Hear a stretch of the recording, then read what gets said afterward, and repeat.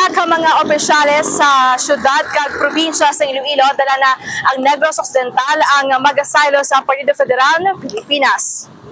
Ginkumpirmar ni Iloilo Governor Arthur Defensor Jr. nga kalabanan sa mga opisyal nga magahalin sa iya partido among ianay kaupod man sa partido niya sadto. Sa mga incumbent nga alkalde, board members giban pang opisyal sa syudad kag probinsya sa Iloilo, dala na ang Negros Occidental. Ginkumpirmar man ni Defensor nga magasumpa bilang kabayan sa Partido Federal ng Pilipinas si Raisa Trenasio nga magapapili bilang congresswoman sa syudad sa Iloilo sa 2025 elections.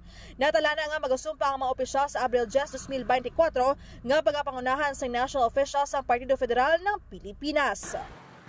Ginaabi-abi naman ni Iloilo Governor Arthur Defensor Jr. ang mga opisyales nga luyag ang magupol sa Partido Federal ng Pilipinas. Ini si K5, Jenny Kauyunan para sa Kampiyon nga Balita, Serbisyo Publiko kag Kalingawan sa Iloilo. K5 News FM.